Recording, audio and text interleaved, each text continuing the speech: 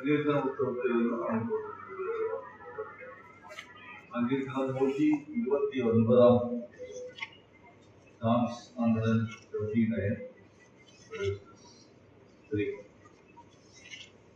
മൂന്നാമത്തെ ഒഴിവുകാർ എന്റെ മുതുകിന്മേൽ ഒഴുകും, ഒഴിവുചാലുകളെ അവർ നീളത്തിൽ കീഴും. ഒഴിവുകാർ എന്റെ മുതുകിന്മേൽ ഒഴുകും, ഒഴിവുചാലുകളെ അവർ നീളും.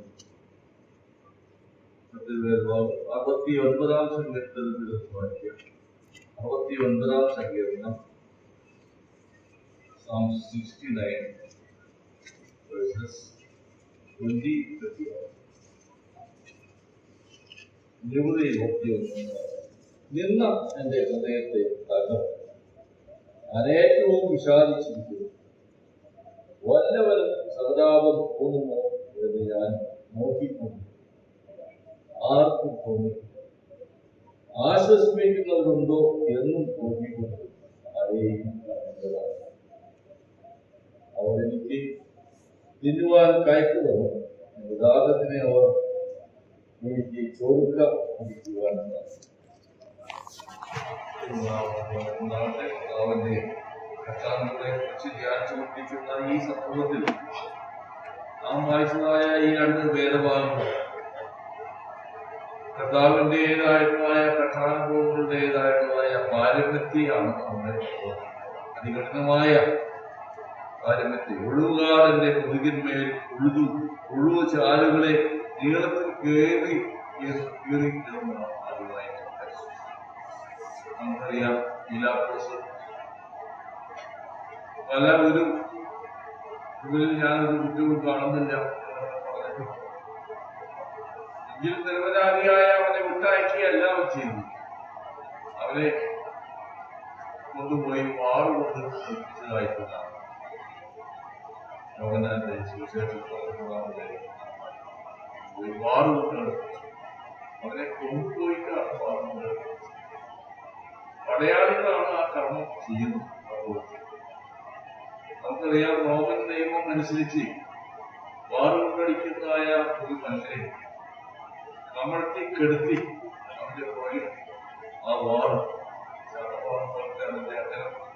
നോക്കുകയും ഈയത്താലോ അല്ലെങ്കിൽ കൊളുത്തു പോലെയുള്ള ശാസ്ത്രവും അതിനെക്കുറിച്ച് പല ദേവദാസന്മാരും വിവരിക്കുന്നതായിട്ട് കേൾക്കുന്നുണ്ട്. അങ്ങനെ വാറുകൊണ്ട് അടിക്കുകയാണ്, അടുപ്പിക്കുകയാണ്. അതാണ് ഇവിടെ സങ്കീർത്തനക്കാരൻ പറഞ്ഞിട്ടുണ്ട്. ഒഴിവുകാർ എന്റെ മുതുകിന്മേൽ ഉഴുതും, ഒഴിവുചാലുകളെ അവർ നിങ്ങൾക്ക് ചെയ്യും. ജാലുകൾ പോലെ അവരുടെ മലയാളികളെ കൊണ്ടുപോയി അവരെ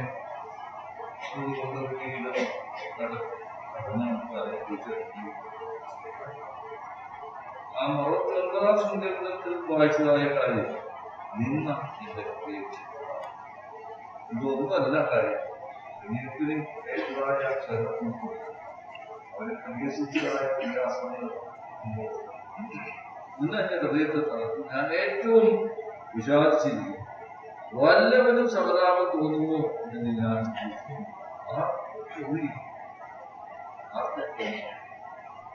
അവന്റെ കയ്യിൽ അനേക ആനുകൂല്യങ്ങൾ പറ്റിയതായ അനേക മനുഷ്യരുണ്ടായ ആയിരക്കണക്കിന് പേരെ അവൻ അപ്പം പോഷിപ്പിച്ചതല്ല നാം അറിയുന്നു.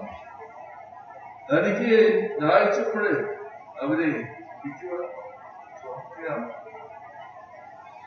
അവിടെ തിന്നുവാൻ കയറ്റു, അപ്പം കൊടുത്ത് തൃപ്തി വരുത്തിയതായ തിന്നുവാൻ കയറ്റാണ്.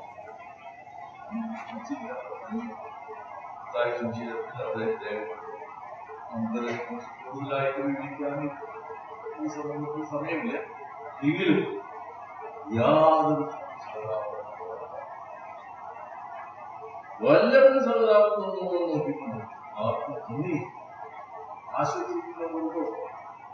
രോഗി വൈഷമത്തിൽ ആയിരിക്കുന്ന വീട്ടിൽ പീഡിപ്പിക്കപ്പെട്ടതായ സംസ്ഥാനത്തിന് ആശ്വാസത്തിൻ്റെതായ വാക്കുകൾ കേൾക്കുക എന്നുള്ളത് ഏറ്റവും അവനെ ആശ്വസിപ്പിക്കുന്ന കാര്യം. ആരും ഉണ്ടായി 256 പാട്ടിൽ സഹതാപം ഒരുത്തരും ഇല്ല. അവന് സഹാരികൾ ആരുമില്ല. സർവേശ്വരനും കഴിഞ്ഞു.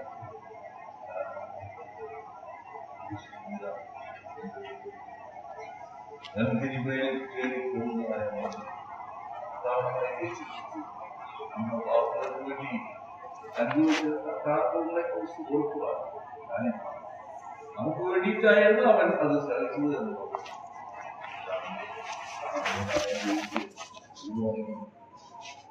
കർത്താവിനെ നമുക്ക് വീണുണങ്ങി ആരാധിക്കാം.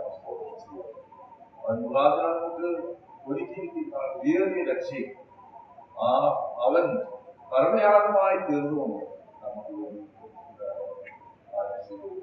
അവൻ അനുഭവിച്ച കർത്താവിന് പോകുന്നത് പോലെ